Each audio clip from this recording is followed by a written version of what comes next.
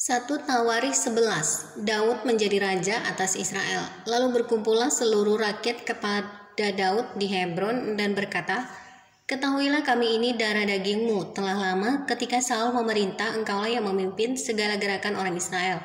Dan Tuhan Allahmu telah berfirman kepadamu, engkaulah yang harus menggembalakan umatku Israel, dan engkaulah yang menjadi raja atas umatku Israel."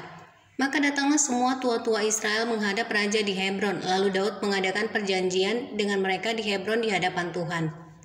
Kemudian mereka mengurapi Daud menjadi raja atas Israel seperti yang difirmankan Tuhan dengan perantaraan Samuel. Daud merebut Yerusalem dan menetap di sana. Lalu Daud dengan seluruh orang Israel pergi ke Yerusalem, ialah Yebus, dan di sana orang Yebus itulah Yebus, dan di sana orang Yebus adalah penduduk negeri itu. Penduduk Yebus berkata kepada Daud, "Engkau tidak sanggup masuk kemari." Tetapi Daud merebut kubu pertahanan Sion, yaitu kota Daud. Daud telah berkata, "Siapa lebih dulu memukul kalah orang Yebus, ia akan menjadi kepala dan pemimpin." Lalu Yoab anak Zeruya yang menyerang lebih dulu, maka ia menjadi kepala. Lalu Daud menetap di kubu pertahanan itu, sebab itu orang menamainya kota Daud.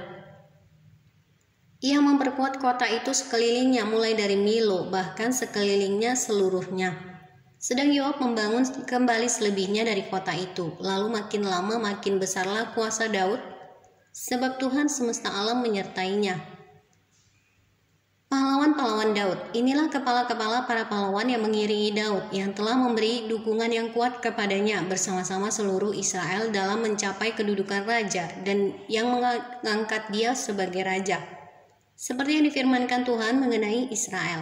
Inilah daftar para pahlawan yang mengiringi Daud. Yasobam bin Hakmoni, kepala triwira, ia mengayunkan tombaknya melawan 300 orang yang tertikam mati dalam satu pertempuran.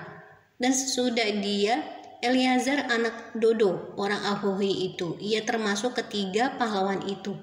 Ia ada bersama-sama Daud di Pasdamim ketika orang Filistin berkumpul di sana untuk berperang. Ada sebidang tanah ladang penuh jelai di sana. Ketika tentara melarikan diri dari hadapan orang Filistin, maka berdirilah mereka di tengah-tengah ladang itu. Mereka dapat mempertahankannya dan memukul kalah orang Filistin. Demikianlah diberikan Tuhan kemenangan yang besar. Sekali datanglah 3 orang dari ke-30 kepala di gunung batu mendapatkan Daud dekat gua Adulam. Sedang tentara orang Filistin berkemah di lembah Refaim. Pada waktu itu Daud ada di dalam kubu gunung dan pasukan pendudukan orang Filistin pada waktu itu ada di Betlehem.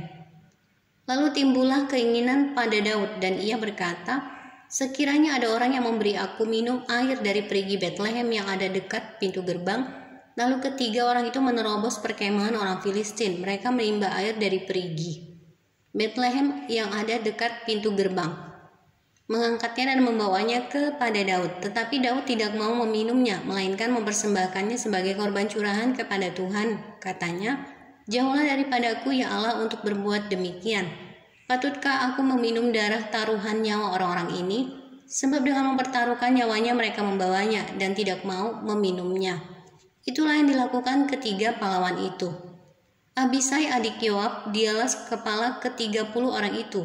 Dan dialah yang mengayunkan tombaknya melawan 300 orang yang mati ditikamnya. Ia mendapat nama di antara ke-30 orang itu. Di antara ke-30 orang itu ia paling dihormati. Memang ia menjadi pemimpin mereka, tetapi ia tidak dapat menyamai triwira itu. Selanjutnya Benaya bin Yoyada, anak seorang yang gagah perkasa, yang besar jasanya, yang berasal dari Kabzeel. Ia menewaskan kedua pahlawan besar dari Moab. Juga pernah ia turun ke dalam lubang dan membunuh seekor singa pada suatu hari bersalju. Pula ia membunuh seorang Mesir, seorang yang tinggi perawakannya 5 hasta tingginya. Di tangan orang Mesir itu ada tombak seperti pesa tukang tenun. Tetapi ia mendatanginya dengan tongkat, merampas tombak itu dari tangan orang Mesir itu, lalu membunuh orang itu dengan tombaknya sendiri. Itulah yang diperbuat Benaya bin Yoyada. Ia mendapat nama di antara ke-30 pahlawan itu.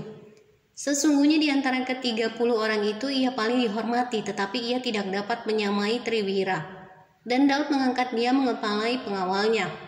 Pahlawan-pahlawan yang gagah perkasa ialah juga Asahel saudara Yoab, Selanjutnya Elhanan bin Dodo dari Bethlehem, Samot orang Harod, Heles orang Peloni, Ira anak Ikes orang Tekoa, Abiezer orang Anatot, Sibkai orang Husa, Hai orang Ahohi, Maharai orang Netofa, Helet bin Baanah orang Netofa, Itai bin Ribai dari Gibea orang Benyamin, Benaya orang Piraton, Hurai dari lembah-lembah Gaas, Abiel orang Bet Araba, Asmawet orang Bahurim, El-Yahba orang Saalbon, Hashem orang Gizon, Yonatan bin Sage orang Harari, Ahiam bin Sakar orang Harari, Elifal bin Ur, Hefer orang Mekherati, Ahia orang Peloni, Hezro orang Karmel,